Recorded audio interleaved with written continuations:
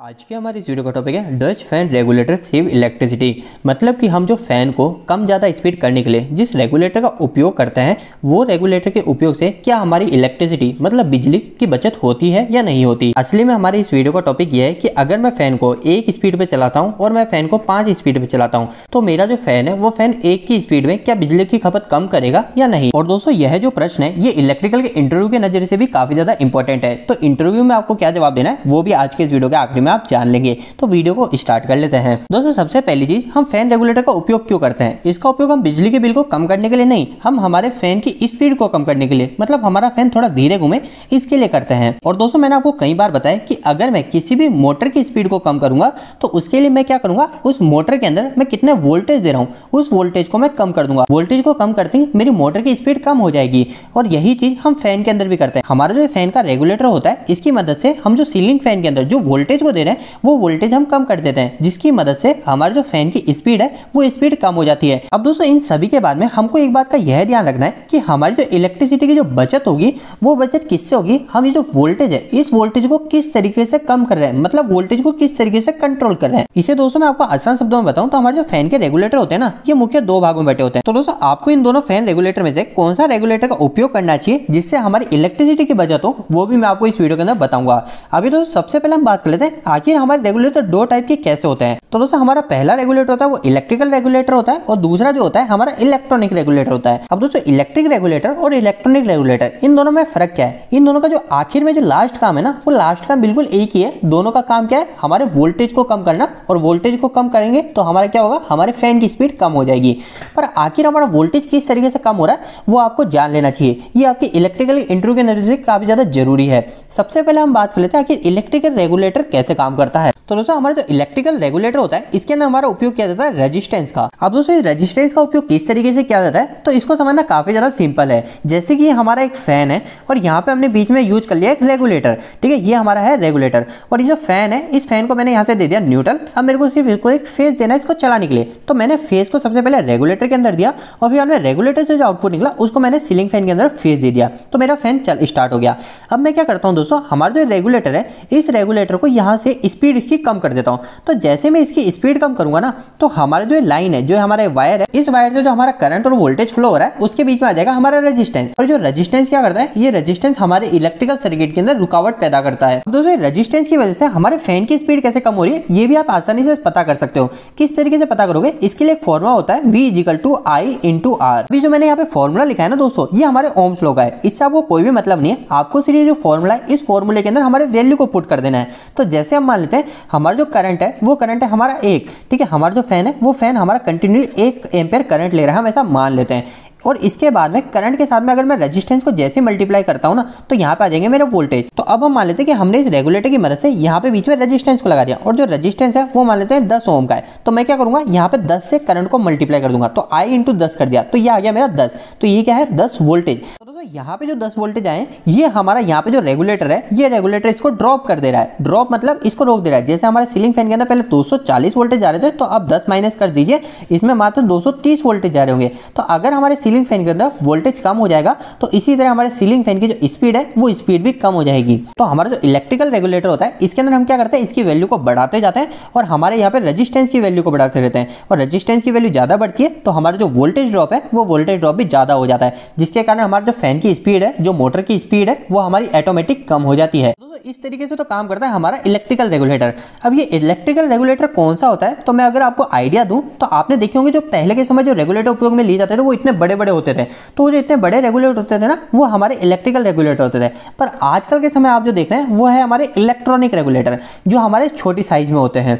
दोस्तों हम 1 मिनट के अंदर इलेक्ट्रॉनिक रेगुलेटर को समझ लेते हैं, फिर उसके बाद में हम ये जान लेंगे कि हमारा इलेक्ट्रिकल रेगुलेटर अच्छा रहता है या इलेक्ट्रॉनिक, हमारे बिजली की बचत किस रेगुलेटर के अंदर हमारी होती है। तो दोस्तों हमारा जो इलेक्ट्रॉनिक रेगुलेटर होता है इसके अंदर हमारे इलेक्ट्रिकल के कंपोनेंट का उपयोग किया जाता है, वो होता है हमारा ट्राइक। अब दोस्तों आखिर ये ट्राइक क्या होता है तो काफी सिंपल सी चीज है। आपने आप सभी के घर में इलेक्ट्रिकल के जो स्विच देखे होंगे जिसकी मदद से हम हमारे फैन को, ट्यूबलाइट को, इन सबको स्टार्ट करते हैं, वो हमारा एक स्विच होता है। इसी तरीके से दोस्तों जो हमारा ट्राइक होता है ना ये ट्राइक भी हमारे इलेक्ट्रॉनिक का स्विच है, एक पावर इलेक्ट्रॉनिक स्विच है। और दोस्तों ये जो हमारा पावर इलेक्ट्रॉनिक स्विच है ये हमारे मैनुअल ऑपरेट नहीं किया जाता, जैसे हमारे जो नॉर्मल स्विच होता है उसको हम अपने हाथों से ऑपरेट करते हैं, पर इसको जो ऑपरेट किया जाता है वो हमारे इलेक्ट्रिकली ऑन ऑफ किया जाता है। और दोस्तों हमारा जो ट्राइक जो इलेक्ट्रॉनिक स्विच है इसको जब हम ऑन ऑफ करते हैं तो हमारे ऐसा नहीं कि इसको हम 1 सेकंड के अंदर एक बार चालू करें, 1 सेकंड के अंदर एक बार बंद करें, ऐसा नहीं है। ये हमारे मिली सेकंड के अंदर काफी ज्यादा टाइम हमारा बंद चालू होता है, मतलब इस स्विच के बंद चालू होने की स्पीड काफी ज्यादा तेज होती है। और आखिर हमें इस स्विच को कितनी बार बंद चालू करना है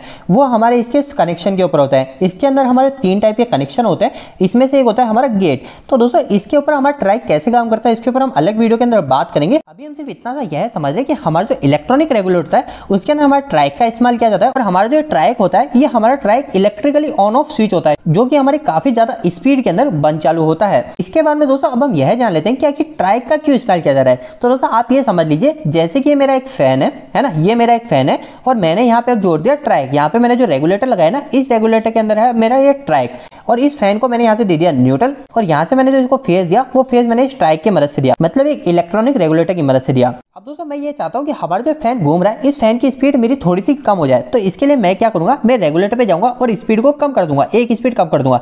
तो दोस्तों अगर मैं इसकी स्पीड कम करता हूँ ना तो इसके अंदर जो हमारा ट्राइक जो हमारा स्विच काम में ले जा रहा है वो स्विच बार बार बंद चालू होने लग जाएगा। मतलब हमारे रेजिस्टेंस के केस में तो क्या था, हमारे जो वोल्टेज थे वो वोल्टेज जा रहे थे पर उसको जो क्या कर रहा था रेजिस्टेंस उसको रोक दे रहा था। हमारा जो बीच में रेजिस्टेंस था वो रेजिस्टेंस उसको लॉस के फॉर्म में बदल दे रहा था। पर हमारे ट्राइक के केस में क्या होगा, ट्राइक के केस में हमारी बिजली आगे ट्रांसफर ही नहीं होगी। यानी कि आप इसको इस तरीके से समझ सकते हो कि आपको जो आपके फैन की जो स्पीड है उसको आपको बिल्कुल आधी कर देनी है। जैसे अभी हमारा फैन 100 की स्पीड पे घूम रहा है और मेरे को इसको कर देनी है 50 की स्पीड पे, है ना, हम ऐसा अंदाजा लगा रहे हैं। तो 50 की स्पीड पे हम इस ट्राइक की मदद से करेंगे ना, हमारा जो ट्राइक है ट्राइक बार बार बंद चालू बंद चालू बंद चालू बहुत तेज स्पीड से होगा और हमारे जो यहाँ से वोल्टेज को फ्लो कराएगा ये आधे टाइम ही वोल्टेज को फ्लो कराएगा। तो दोस्तों आखिरकार इतनी सारी बातें करने के बाद में हमारा निष्कर्ष क्या निकला वो हम जान लेते हैं। तो दोस्तों देखिए काफी सिंपल सी चीज, आपको एक बात पता चल गई होगी कि हमारे ट्राइक के केस में हमारी इलेक्ट्रिसिटी फ्लो होना बीच में बंद हो जाती है, मतलब ये बार बार इलेक्ट्रिसिटी को बंद चालू कर रहा है, मतलब आधे समय के लिए इलेक्ट्रिसिटी फ्लो ही नहीं हो रही।